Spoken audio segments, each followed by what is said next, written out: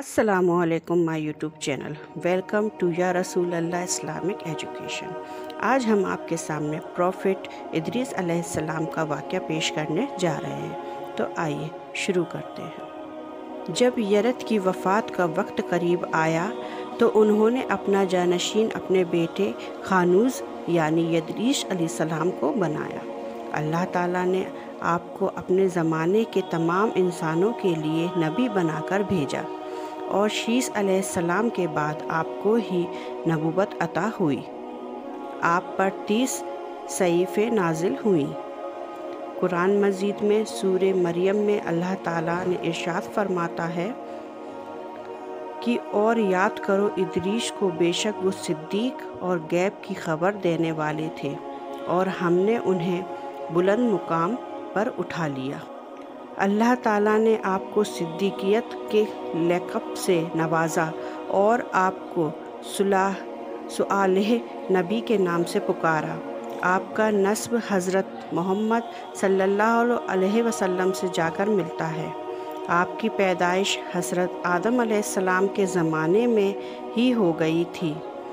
آپ نے آدم علیہ السلام کی زندگی کے 360 سال دیکھے۔ قلم سے لکھنے کی شروعات اور علم رمل کی ایجاد۔ آپ قلم سے لکھنے والے پہلے شخص ہیں جن کے علاوہ آپ نے علم رمل ایجاد کیا۔ یہ ایک علم ہے جس میں زمین پر لکیریں کھینچ کر چھپی ہوئی باتوں کے بارے میں معلوم کیا جاتا ہے۔ اس سے متعلق ایک حدیث میں ہے کہ محمد صلی اللہ علیہ وسلم سے جب علم رمل کے بارے میں پوچھا گیا تو آپ نے فرمایا کہ یہ ایک پیغمبر تھے جو ریت پر خط کھینچا کرتے تھے، بس جس کا خط ان کے مطابق ہو جائے اسے اچھی چیزوں کا علم ہو جاتا ہے۔ اسی کی وجہ سے آپ کا لقب حرمۃ الحرمسا پڑا، جس کے معنی ہے علم نجوم یعنی ستاروں کے علم کا ماہر۔ کپڑے کو سی کر پہننا۔ آپ نے ہی سب سے پہلے کپڑے کو سی کر پہنا۔ اس سے پہلے جسم چھپانے کے لیے جانور کی کھال اور اون کی چادر جسم چھپانے کے لیے استعمال کی جاتی تھی۔ باج اور خطابت کی شروعات۔ سب سے پہلے باج اور خطابت کی شروعات بھی آپ نے ہی کی۔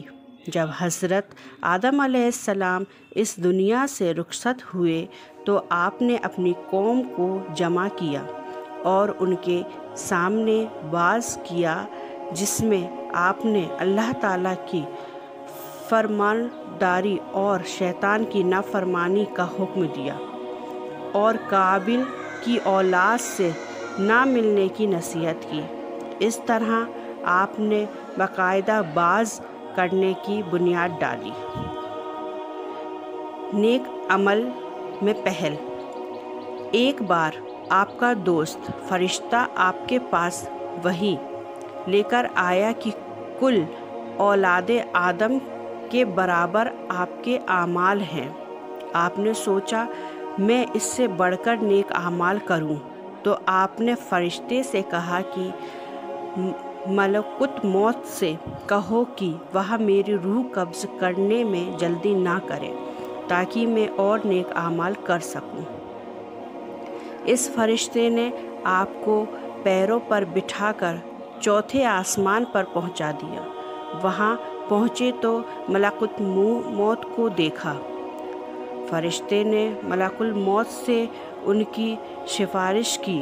ملکوت موت نے پوچھا وہ کہاں ہیں؟ فرشتے نے جواب دیا میرے بازو پر بیٹھے ہوئے ہیں۔ ملک الموت نے کہا سبحان اللہ، مجھے ابھی حکم ہوا کہ ادریس علیہ السلام کی روح چوتھے آسمان پر قبض کرو۔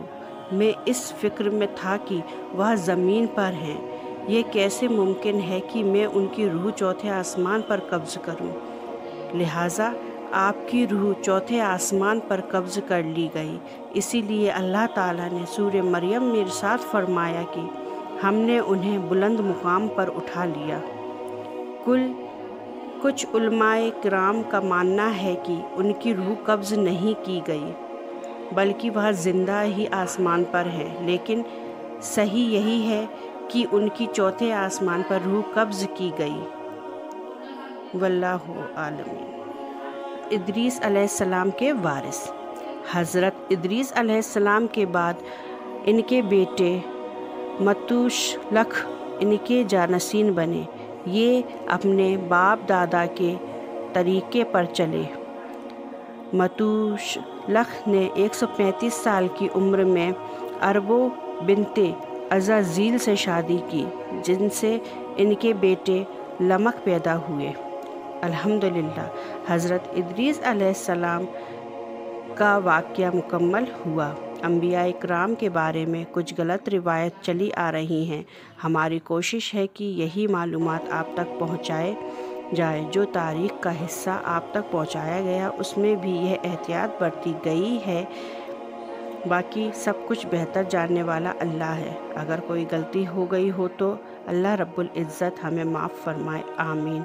मेरी पोस्ट आप सबको अच्छी लगी हो तो प्लीज़ मेरे चैनल को like and subscribe and share कर दीजिएगा और मेरे चैनल को सपोर्ट कीजिएगा। अल्लाह हाफ़िज़, जज़ाकल्लाह खैर। खुश रहिए, आबाद रहिए, सबके हक़ में दुआ करिए और मेरे हक़ में भी दुआ करिए। अल्लाह हाफ़िज़।